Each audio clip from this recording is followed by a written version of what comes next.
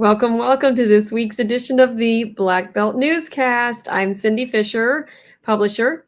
I'm Todd Prater, and I'm the staff writer and reporter. Merry Christmas! Yes, we have our Christmas gear on, Yeah. so we are honoring Christmas. I got my cats with hats. Gnome for the holiday. No, well, okay. That's our Christmas gear for this. And you've got I got my Santa hat. You've got your hat. Yeah, I got my reindeer hat. Yeah. Okay. So we are holiday and ready, but we do have some serious stuff to talk about here in the we do. And good stuff. We are the Black Belt News Network. We come to you live each week, and this is live, like we're talking and you are listening all at the same time. I know. So tune in. I know it's right before Christmas, but the news never stops, and neither do we. We collect that news all the time at blackbeltnewsnetwork.com. And we will talk throughout the time.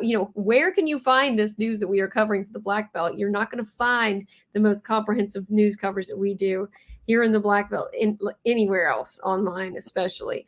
So we're it. Join us. So our first story, let's get in it. Let's just go. All right. We had a groundbreaking last week for a new library in Orville. You went to the groundbreaking. Tell us about it. Yeah, I got the honor of going down, and of course, Ms. Terry Sewell, our representative in Congress, was there, and she presented a $500,000 check that is part of a much larger package of federal spending that's doing a number of projects in the area. She presented the check to the town of Orville for the library. And she was talking about how her mother was a librarian when that's Lavinia Lumpkin, the mayor of Orville, who was thanking her and said that when Terry Sewell's assistant asked, "What do you need?" she said, "A library." And Terry Sewell said, "That was wonderful." That is Miss Willa Lewis, who who told the city how thankful she was. She's a third grader at elementary. She's so precious. I just wanted to hug her. She thanked the city for building the new library and talked about how much fun the kids are going to have now. So it's going to be a great library. There's Prince Chestnut. He presided over it. He's our representative in the state legislature. And he even said, that Salem Elementary scored in the upper 10% of Alabama in reading without a library. Imagine what they'll be able to do, those kids will, with a library. So it's a great thing. They have that groundbreaking this week, and that's the actual ceremonial groundbreaking. The construction is slated to start in early spring, so it won't be long before there's going to be a brand new library in the city of Orville. I can't wait to go see it myself. I love libraries. I love it. Love the smell of books. Love to read them. It's just a great place. Well, and as you know, it's $500,000 that Terry Sewell was able to give in this project that 42 million, I believe it was, of lots of other things. But, when you advocate like Lavinia did for your community and say, look, it's too far away to go to the libraries in Selma or in Wilcox County, we need something closer where we can have our own events. So she got what she asked for. They're also, as you saw, building a rural health building there. And so it's town hall for Orville, and then it'll be this library and also rural health all in that area. So additional healthcare coming to Orville. And, this is it's pretty close to the Wilcox County line. So just having these kind of services in an area that's pretty rural is really awesome. So congratulations, guys. Yeah. And you were talking about healthcare and that 42 point whatever million dollars.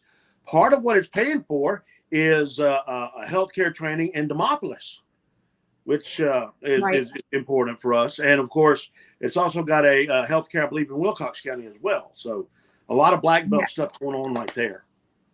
Awesome. So let's switch over and talk about the Black Belt school systems, since we were talking about reading scores. So the scores and grades for the report cards for each school district were released in the last 2 weeks.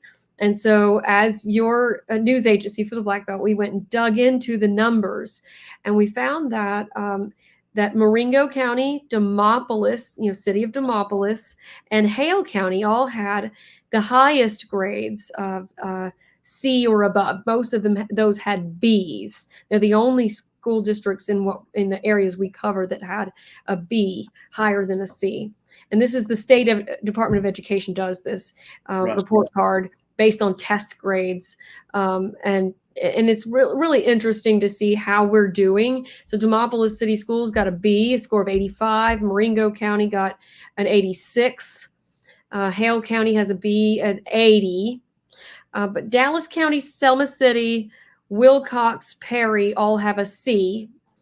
Montgomery County has a D. Now let me mention that Selma City Schools actually has a D now. I missed that one because they had a C in 22 and they dropped to a D. It's interesting. We talked to the superintendent, Zacchaeus Bird, about that, and he was mentioning that it was a rough year for Selma last year. We had a tornado in January. That's only like a couple weeks before they're taking these tests, and a lot of kids were displaced in that process, or lost clothing, and it was a really rough time. We also had a student that died of a fentanyl overdose in the cafeteria at Selma High School in November of last school year, and a 5-year-old at Payne Elementary was killed in a shooting. Wrong place, wrong time. And so that was a kindergartner. That was also pretty disruptive to that elementary school. And there were other issues throughout the year that they're saying it's not excuses, but they're definitely reasons. And, when you look at kind of the consistent trauma that kids go through in communities, it doesn't really bode well for them when they take these kinds of tests. So anyway, that's something to consider when we look at what we have going on in the Black Belt and how it's extenuating circumstances, and those extenuating circumstances contribute to the bigger picture. It does, and it's worth looking at. But I'm always interested, and we are always trying to look at the bright side of things, and solutions to our problems here in the Black Belt. And so, even the topic we're going to talk about next is one that you could consider something that is a solution, which is better housing options. Mm-hmm. So, Perry County just had a housing summit. And they brought up some initiatives that I thought was really interesting that we should talk about, as the Black Belt, and something that we can do. And we're working together. We across lines, we all have very similar issues. So this summit, actually, the USDA director came, and Sowing Seeds of Hope was a part of it. That's a nonprofit there in Perry County. And also the Perry County Commission Chairman, Albert Turner, was at this summit, and they talked a lot about some initiatives to help fix the house you're in, even getting an MOU, so a memorandum of understanding with the Selma Housing Authority. So this would be Perry County Commission that would do that, and start purchasing some tax distressed properties, fixing them up, rehabbing them, and then putting them back on the tax rolls. Great options that have been talked about on ways that we can give some solutions to housing. A grant of $1,500 for Sowing Seeds of Hope was announced as well for them to expand their self-help housing program. This helps 21 new homeowners get out of foreclosures and acquire properties, those kinds of things. Obviously, $1,500 doesn't go that far. So if we look at it, if we have these kind of projects, we should consider maybe finding some more funding and doubling down into some of these housing programs that work in one county that could perhaps work in the others. Right. And, having affordable housing, that goes a long way to help things like the education and things like that. Because when you have those basic needs met, all the other things can come a lot more easily. So that's going to be very important. And we're going to keep an eye on that. Yes. BlackBeltNewsNetwork.com will have a lot more on that. And there's a story actually up right now that has more details about the housing summit. So let's switch over to healthcare for a sec. Whitfield Regional Hospital. This is, I love Whitfield, Vaughn. These guys are doing rural healthcare, and so they have partnered with the city of Demopolis to talk about ways that they can improve their funding. They've got a couple of projects that are not totally finished. And so the city council, Demopolis City Council, passed a resolution at their last meeting that says they will help Whitfield get the funding that they need through loans that will help them finish the emergency room, and also other working capital that's needed. And it's not going to be a loan it's one that the hospital would take over, not that the city would have to pay for. Right. And we'll have more details on this at Black Belt News Network. That actually is construction of the ED while I was visiting the hospital when they were doing their construction. So they let me do a walkthrough, and it was really neat. Yeah. I had to stay in that hospital one time. And you never want to, but you want one to be good if you're going to have to.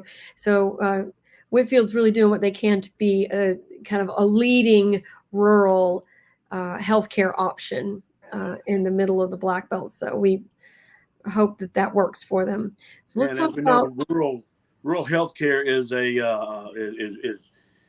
getting healthcare in rural areas has been difficult. So to see that, like you say, see the Vaughn do the things they're doing to make it happen, it's really very promising. And again, it also helps to increase the base. It'll bring in more people. When you got good healthcare, people want to live there. Yes. So it's good for the community all around in a lot of different ways. So let's talk about marina upgrades. These are important because it makes the town better. Yeah, it's going to be a lot. You talk about bringing in some people, bringing in some fishing tournaments. I went out and did a quick update on the latest. Of course, we're going to keep doing them, but here's the latest update I did on what's going on out at the Selma Marina.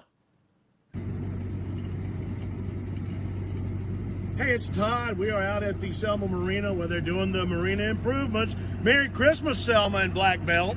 Looks like they've already got the dock removed. A lot of the silt and all the mud has been taken out. They're doing some landscaping and some work on the sides over here right now. Next step is the pilings in the new dock. We'll have updates at blackbeltnewsnetwork.com, so keep it right here. It's getting exciting, isn't it? I love it. It is exciting because once they get this going, it'll have the new dock and dredging. They are dredging that will help so that boats can get in and out. And hopefully we can do some more fishing tournaments there like they do in Demopolis out of there. Yeah. And you know, we had a story that we talked to Kay Donaldson, and she was talking about how a good marina like that can attract boat tournament or fishing tournaments with anywhere from 60 to 100 boats. And that's a lot of money, or even as many as 200 boats. That's a lot of money. They've got to stay somewhere. They've got to eat somewhere. Ecotourism at its best. And they come here 2 or 3 days. Let's stay in the outdoors realm and talk about Chuck Seitz, right? Yes, Chuck Seitz. He is the director of the Alabama freshwater fisheries, wildlife for freshwater fisheries.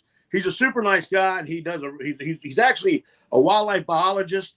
And that's what he really loves to do. But he has recently been elected to get this, the Association of Fish and Wildlife Agencies, which is a federal agency.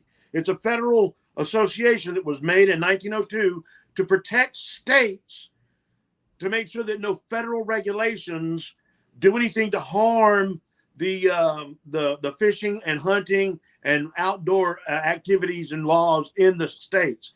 He is now the president of that organization.